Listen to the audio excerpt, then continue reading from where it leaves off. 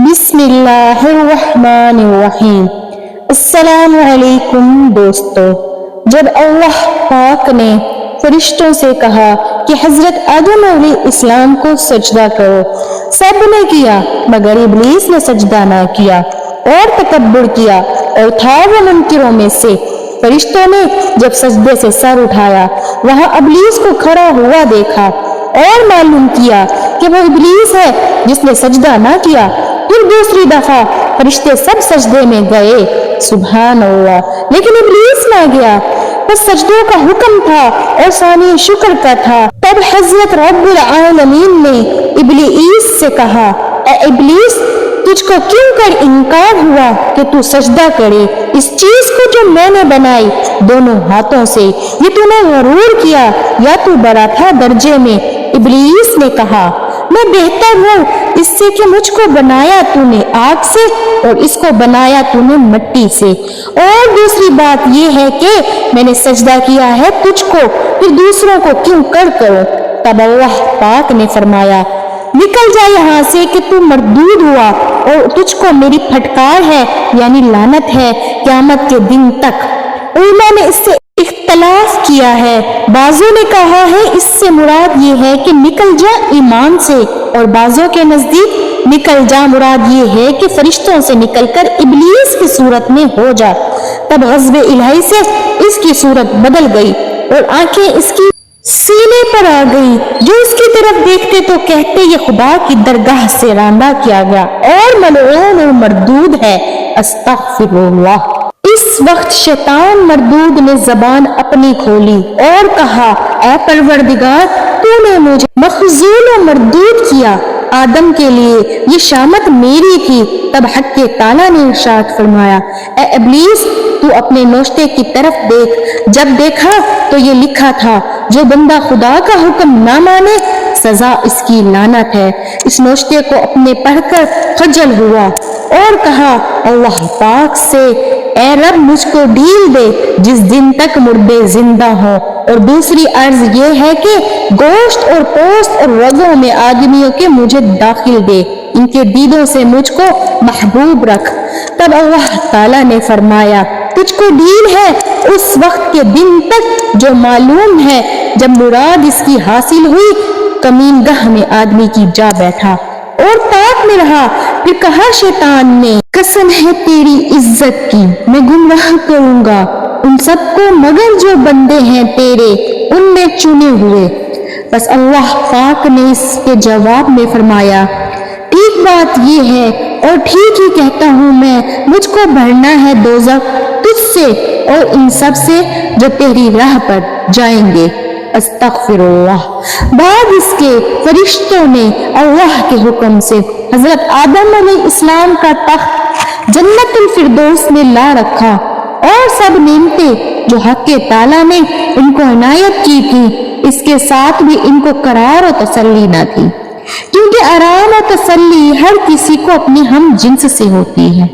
اس عالم تنہائی میں کوئی ہم جنس ان کا نہ تھا، اور خالق کی مرضی یہی تھی کہ ان کا جفت و ہمسر پیدا کرے، کیونکہ بے جفت اور بے مثل و بے ماند و بے حاجت سوا خدا کے کوئی نہیں۔ جب وہ بے قرار ہوئے تب حق تعالیٰ نے ان کو خواب میں ڈالا، وہ ایسے سوئے کہ نہ نیند آئی نہ بیدار ہوئے۔ اس صورت میں خالق نے حضرت جبرائیل علیہ السلام سے ایک ہڈی بائیں پہلو سے ان کی نکلوائی، اور اس سے ان کو درد و علم نہ پہنچا تھا، اگر پہنچتا تو ہرگز محبت عورتوں کی دل میں مردوں کی نہ ہوتی۔ اس ہڈی سے ہوا کو بنایا، خوبصورت و نیک روح و ملاحت و حسن و جمال، اور جو کچھ کے خوبیاں جہاں کی عورتوں میں تھی تمام تر حق سبحانہ تعالیٰ نے ان کو بخشی، سبحان اللہ۔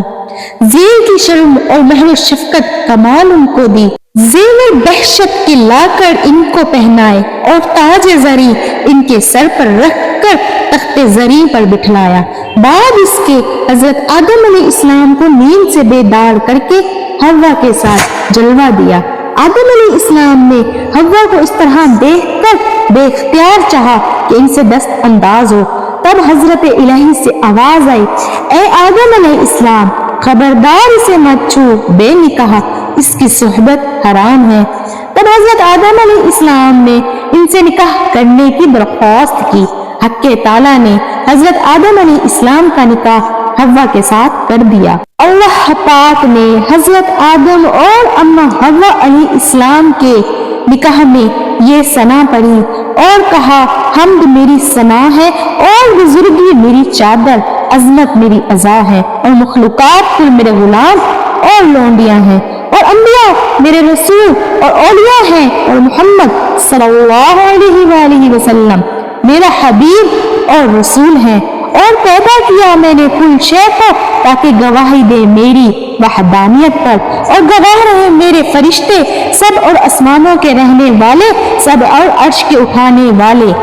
तहकीक मैंने निकाह बांध दिया आदम व हव्वा का साथ अपनी बदे फितरत और मुबने कुदरत के, और आदम का सद्दाक हव्वा के निकाह में मेरी तस्बीह और तंजिया और तहलील और तकद्दुस है।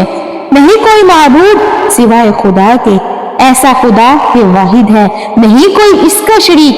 ए आदम अलैहिस्सलाम, तुम और तुम्हारी औरत जन्नत में जा रहो और खाओ वहां के सब मेवे महफूज होकर, और ना जाओ उस दरख्त के पास कि फिर तुम बेइंसाफ होगे। और सलाम मेरा तुम पर, जियो और रहमत और बरकत। बाद इसके हजरत इब्राहीम अलैहिस्सलाम ने अल्लाह पाक की खुद सना बयान की। मैं तस्बीह पढ़ता हूँ वास्ते अल्लाह के और हम्द करता हूँ वास्ते अल्लाह के, और नहीं है कोई माबूद सिवाय अल्लाह के, और अल्लाह बहुत बड़ा है। और नहीं है तवानाई और कुदरत किसी को सिवाय अल्लाह के, ऐसा अल्लाह ताला जो बड़ा बुजुर्ग है। अल्लाह जल्ले जलालहू ने जब खुतबा ख़वानी से निकाह आदम के फरागत की, फरिश्ते सब खुशियां करने लगे और मुबारकबाद देने लगे। बस जब हजरत आदम अलैहिस्सलाम ने कस्बे मुबाशरत का किया हव्वा के साथ, वही आवाज आई, ए आदम अलैहिस्सलाम खबरदार, जब तक कि अदाए दीन महल हव्वा ना करोगे तब तक वह तुम पर हलाल ना होगी। आदम अलैहिस्सलाम ने कहा, इलाही मैं कहाँ से अदा करूं? फरमाया, 10 दफा दरूद हजरत मोहम्मद मुस्तफा सल्लल्लाहु अलैहि वसल्लम पर आदम ये नाम बड़ा बरगजीदा सुनते ही मुश्ताके दीदार के हुए। तब अल्लाह पाक का हुक्म हुआ, तू नाखून दस्त पर अपने देख। जब हजरत आदम अलैहिस्सलाम ने देखा सूरत मोहम्मद मुस्तफा सल्लल्लाहु अलैहि वसल्लम की मालूम हुई तो मोहर फरजंदी और शफकत पदरी दिल में ज्यादा हुई। तब हजरत आदम अलैहिस्सलाम ने शौक से हजरत पर 10 दफा दरूद पढ़ा, इनकी रिसालत पर ईमान लाए।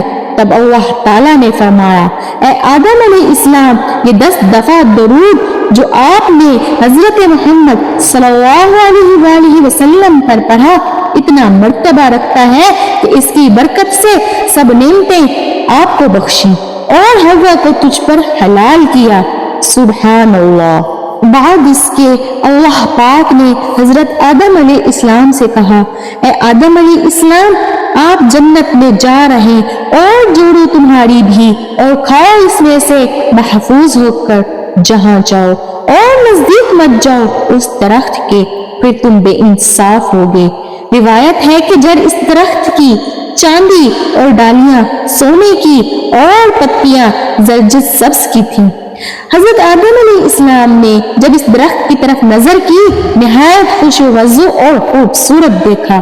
कहा, सुभान अल्लाह, क्या खूबसूरत दरख्त है।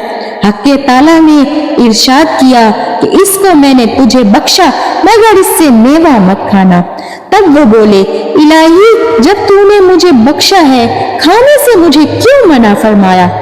तब हुक्म इलाही हुआ, ए आदम, तू मेहमान है मेरे घर का और वो दरख्त है तेरा। दोस्तों, हजरत आदम अलैहिस्सलाम ने जब उस दरख्त का फल खाया तो उनके साथ क्या हुआ, ये आपको अगली वीडियोस में बताया जाएगा। अगर आपको ये वीडियो अच्छी लगी हो तो चैनल को सब्सक्राइब करके कमेंट में जरूर बताएं। जज़ाकल्लाह।